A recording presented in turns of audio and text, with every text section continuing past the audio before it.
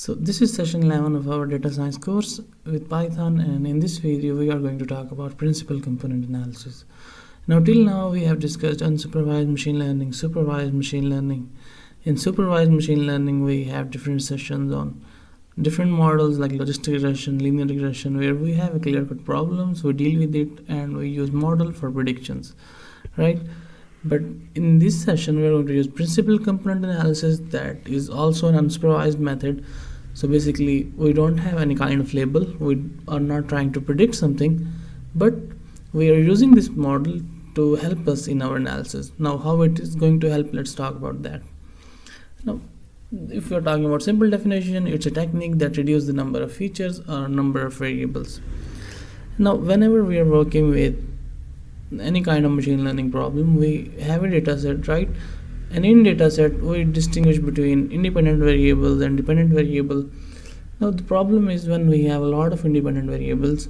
For example, we have 100 different independent variables for a simple model, and we don't want all that. So what we can do is we can use principal component analysis to reduce the number of columns into 2 columns or 3 columns. So for example, if we are talking about how it will even help, let's talk about something simple in lame terms. Like for example, if you're trying to take pictures of a car, right, and you are trying to post it online and you want to see people that every single part of car is just fine and they can buy it, right? Like for example, you took 14 or 15 different images. Now that's fine, but when someone asks you that what color is your car and you send them 15 or 14 different images, that will be a problem, right? Because all they just need is the color. So that's what we call correlation. Like we have information that is separate across different variables or across different independent variables that we don't need to feed it again and again. Okay, that's where principal component analysis or PCA comes.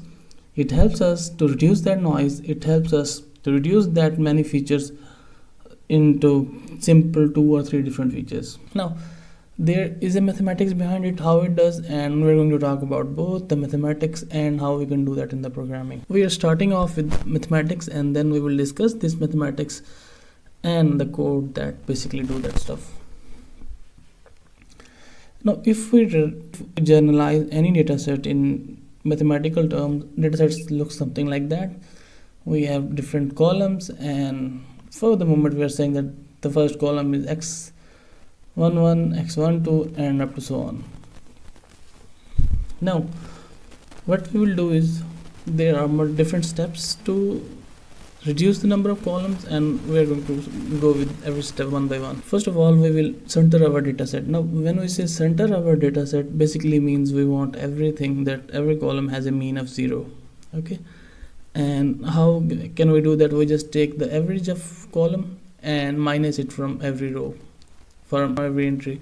Like for example, if we're talking about the first column in our data set, we will take the average or take the mean of the column and then minus it from the first, second, third, and all these values. The new column that we get is a centered one, so its mean is going to be always going to be 0.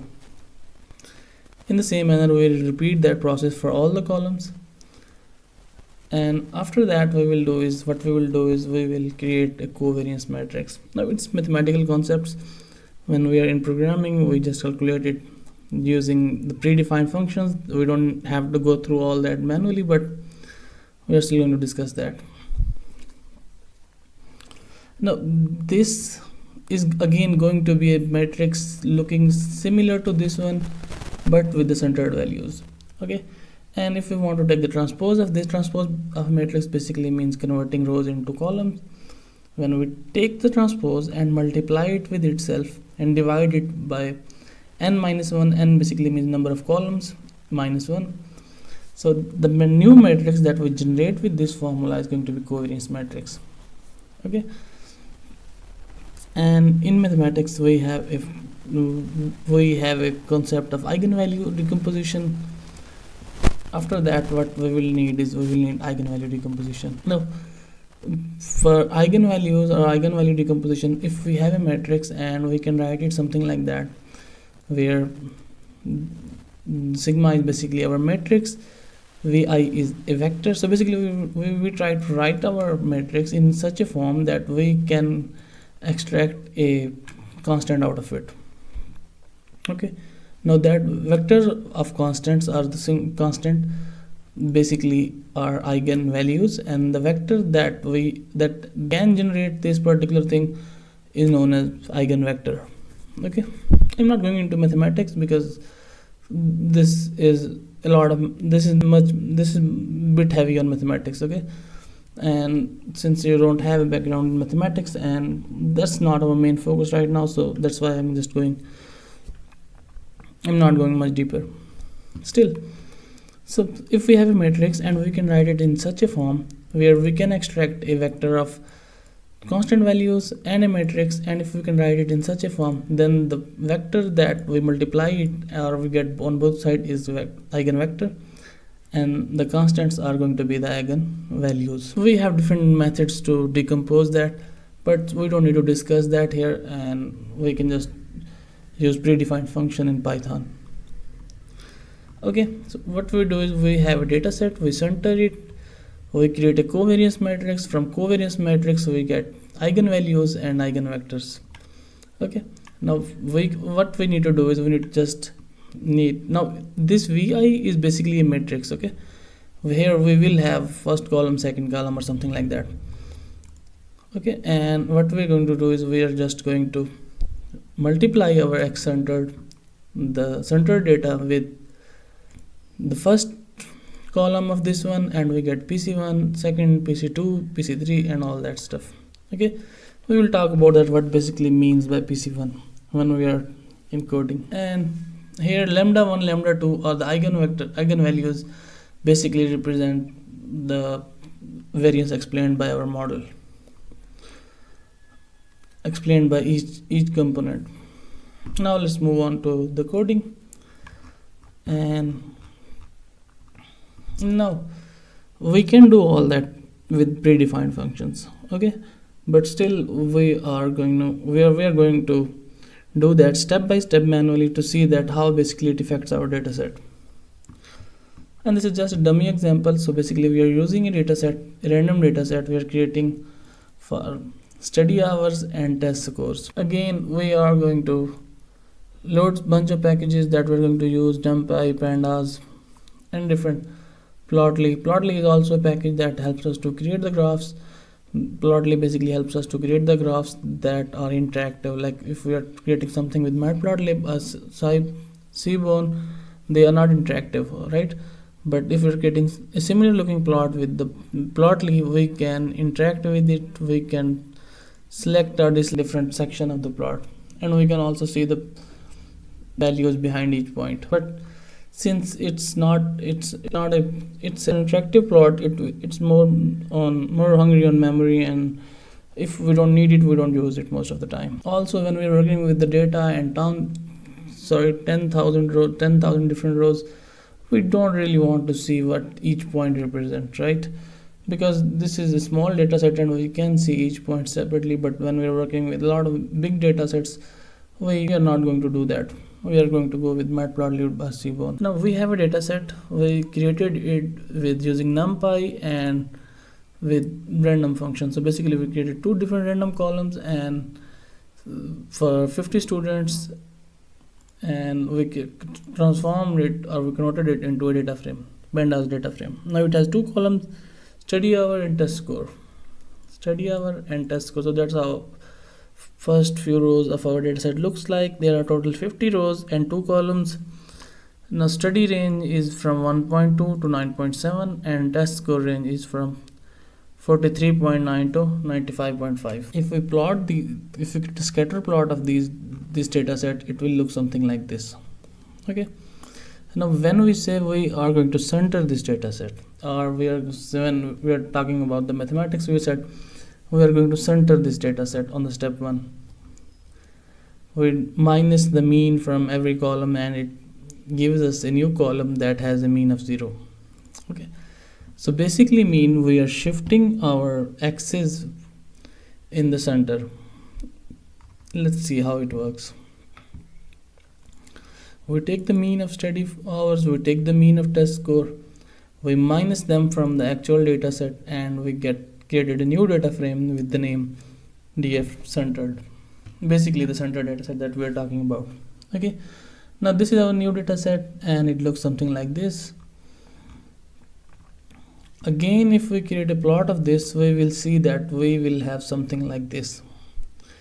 The 0 on the both end comes in the center, and now each point is more closer to 0. So basically what we have still have the same shape, we just shifted our axis from this side to in the center. Okay, now why we are doing that? Because we want to reduce the dimensions, right? So we are trying to minimize the variance. Like we need the data set in a compact format that we can achieve what we are doing with 10 or 20 different columns with 2 or 3 different columns, right? So that's what we are doing right now. Now after setting the data set, we created a covariance matrix. Now here we have a lot of mathematics, but in Python we don't need to do that. In NumPy package we have a function like .cov or .cov that basically create the covariance matrix from the centered data set, from this one. So we don't need to do all this matrix multiplication and all that stuff. Also we have a function for the eigenvalues and eigenvectors. This is in the NumPy as well, np.linear algebra, basically the module that contain these functions. Okay, all we need to do is np.linalg.eig and the matrix, the covariance matrix that we created with the .cov, and this will give us two different outputs. One will be saved in eigenvalues and the other will be saved in eigenvectors. Now after having the covariance matrix, what we need to do is we need to sort our data set based on the eigenvalues. Now why we're trying to sort our data set? Because we know that these eigenvalues represent the order of variance, like how much variance we are getting explained. The bigger eigenvectors basically explain more variance and represent a earlier component. Like for example, if we have a higher value in lambda 2, it means it represents PC1, because PC1 is going to be the component that explains most of the variance. Now PC, when I say PC1, it basically means we are talking about the first column in our dataset that we're going to create. Okay, so that's why we sort it based on the eigenvalues to get the actual PC1. If we don't sort it here and we have a smaller value in lambda 1 than PC1, then these directions will be inaccurate. So that's why we always sort our dataset based on the eigenvalues. Now we are doing all that just to see how things works in PCA, but when we are in Python we have pre-built function for all that stuff. This is just a manual work, so we can understand that. And once we run it, we will get covariance matrix, we will get eigenvalues, eigenvectors, we will get PC components, PC directions. Now we are trying to get the directions. Why we are trying to get the directions? Basically we want to see them on our map, on our graph. Now here we have this represent PC1 and this represent PC2. Now they are always perpendicular to each other, like they have a 90-degree angle, but due to the graphing style we don't see it here. If I just update our y-axis here, oh sorry, I have to run the complete code, and I also have to upload my data file for this. Now since we are using Google Colab and we are using external datasets, so whenever we are working with something like that, you can either connect your Google Drive or you can just drag your dataset in this space and it will be loaded in the environment. But this is not going to be a permanent solution, so it's better if you just upload it in your Google Drive. Okay, now we have a dataset and I will just select run all. It will run the complete file, and based on that we will get a new graph. So that's basically how our dataset looks like. The one principal component, the second one, they are perpendicular to each other, but since we want a clean graph, that's why we are using this, and it doesn't look perpendicular, but they are actually perpendicular. Okay, And now let's get back here. We discussed about eigenvalues, eigenvectors, we calculated that. Now we are going to calculate the principal components. Now principal components are basically the center data set multiplied with the eigenvectors. Okay, and that's what we did here. Center data set multiplied with the eigenvectors. We are using at the rate sign because we are trying to multiply different matrices. Okay, so that's why when we are trying to multiply different matrices, we use this particular sign. Now let's talk about the data set. Now that was our original data set, or the centered data set, that looks something like this, and these are the PC1 and PC2. So basically we transformed it from this form to this format. Okay, and now why we did this? Because we are trying to reduce the number of features. This is the main goal in the PCA. Like we have 10 different columns, we are trying to reduce it into 5, 4, 3 or 2 or any or less numbers. Now since here we have 2 different columns, we are trying to reduce it to 1 column, right? But we are still get PC1 and PC2 because we have 2 columns. But if we have 2 columns, we cannot get the third component.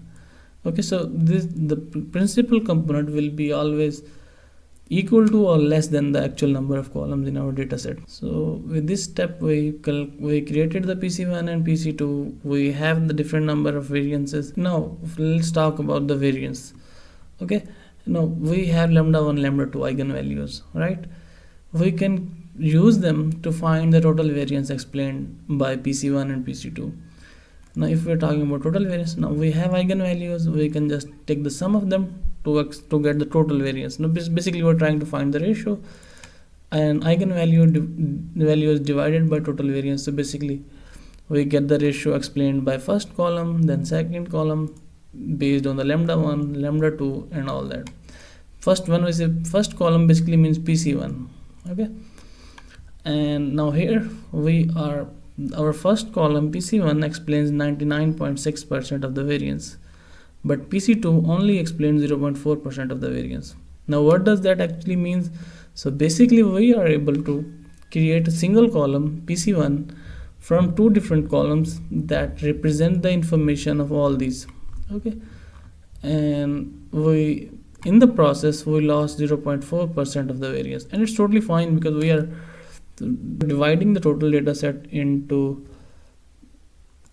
half, right? In the 50%, like we have 2 columns, we reduce it to single column, and with the only loss of 0.4%. And also if we want to add that, we want to add that, but it doesn't make sense because the main point of PCA is to reduce the number of columns. If you're not reducing it, that does not do what it's supposed to do, right? So that was PCA, and a method that helps us to reduce the number of columns in the dataset. Now after that we are going to talk about the scikit-learn package and how we can do it in the Python way, that how you are going to use it most of the time. We are not going to use all that stuff manually, and so basically we will use PCA from scikit-learn package. Now here we are going to say from scikit-learn.decomposition import PCA. Now if we're trying to, whenever we're trying to use some model from scikit-learn package, what we are going to do is we import it, we define that in name, and based on that we implement it with the fit transform on our data set. We are going to do the same stuff here, but we still need center data set, right? PC scikit-learn PC. Now here we're specifying that we need only 2 components, PC1 and PC2, but if you want more, you can also get that from here. Now we did all that stuff, right? But if we are trying to use scikit-learn package, all we need to do is these 2 lines, and that's it. Now it contains everything. It contains explained variance ratios from first column, from second column. It basically contains everything. And if you compare it with the manual calculation that we did earlier, we are getting the same results. Okay, and now we did the same stuff but on a real world data set. Now here we have a data set related to kidney disease that have a lot of different columns and a classification like either they have a CKD or not. Now before, when we were talking about data pre-processing, we said we need to treat the missing values, and we explored different methods to do that. But pandas gives us a function, gives us, in pandas when we read the CSV file, we give a parameter NA values. We can also define, like for example, if someone specified that 999 is a missing value, we can just specify that here, and it will definitely convert all the 999 values into the NA values that Python can recognize. So that's our data set, and these are the pre-processing steps that we did in almost every session. We create X column, we create Y column based on independent and dependent variables. We use fill NA for the missing values, and we impute it with the mean values. Now when we're working with the PCA, we standardize our stuff. Like for example, if we have different columns with a different range scales, we can just standardize them for better results. Standard scaler, we already familiar with this and we already used it multiple times. Now let's apply PCA. Now for PCA, again the same stuff, just define the function. Now here we are not defining any component, so it will give us all the components, right? And why we want all the components, we will see it later. We use that, we get the transformed ratios and everything, and now we use scikit-learn basically to help us how much variance we are getting explained. Now we have total 14 different columns in our data set, right? And we want that we reduce the 14 numbers to less numbers. Like we don't want all 14 columns, we want to create new columns that are less in numbers but have all the features that we have in the 14 columns, right? So the first component, the PC1, basically explained 33% of the variance. So basically the 0.33 basically means 33% of the variance. Okay, and when we move on with the second component, or the second PC2, we are able to explain 45% of the variance, cumulative, like with 1 and 2. Okay, and in the same manner with 9 components, we are able to explain almost 90% of the variance in our data set.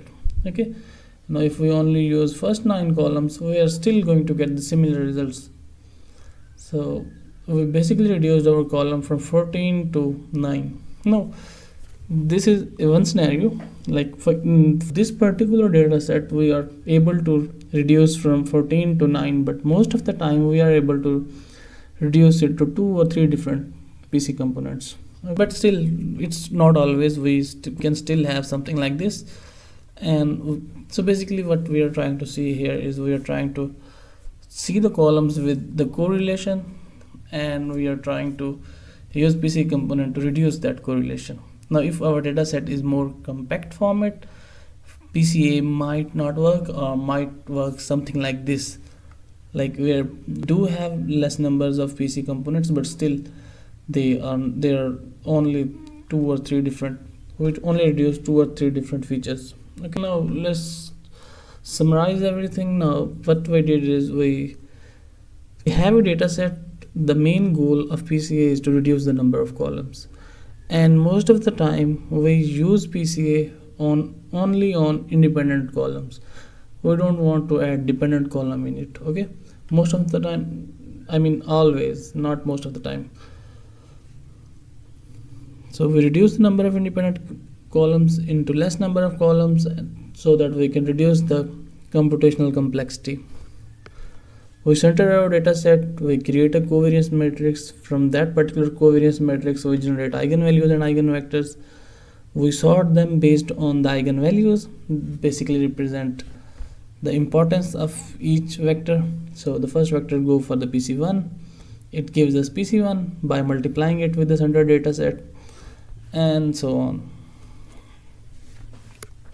Okay, so now why we do that? It reduces the features. For example, if we have 100 features or 100 columns or 100 variables, we reduce it to 3 different columns or 4 different columns, something like that. Okay, it helps us to, we can also plot high dimensional data into 2D or 3D format. Like if we have 100 different columns, we cannot visualize that, right? But with PCA we can reduce it to 2 columns and we can visualize it. And this is the kind of example that we are talking about. So we have a data set with 14 different columns. We reduce it to 2 different columns, PC1 and PC2.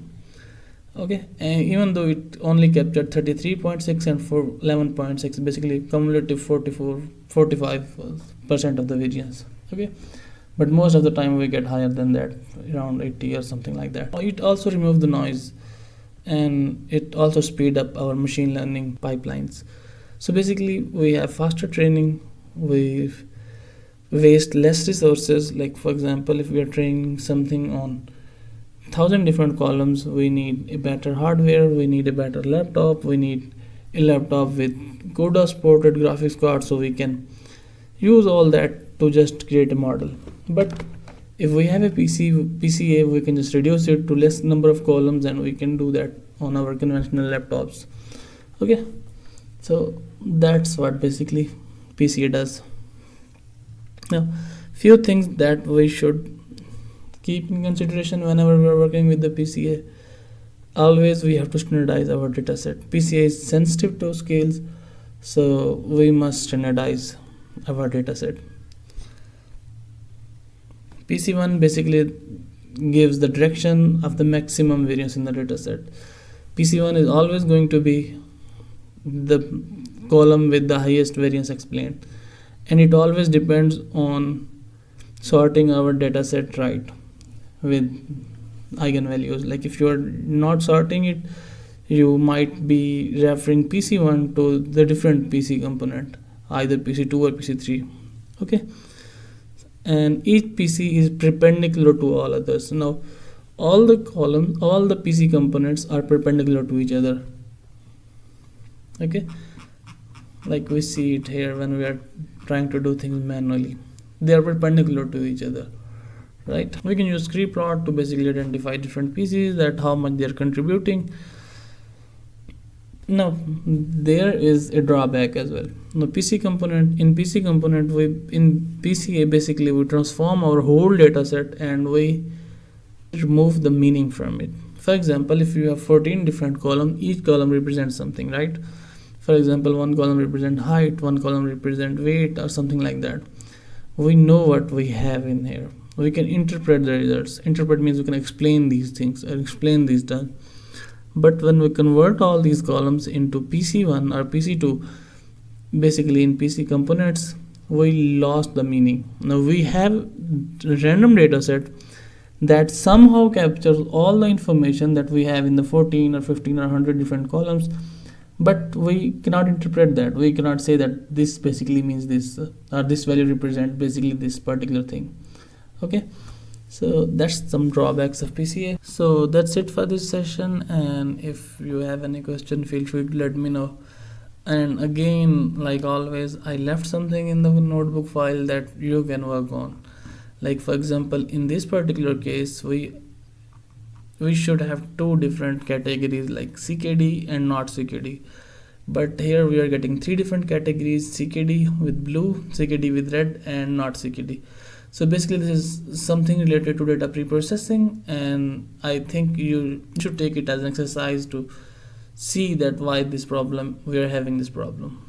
Okay, and that's it for this video, and if you have any question, feel free to contact me.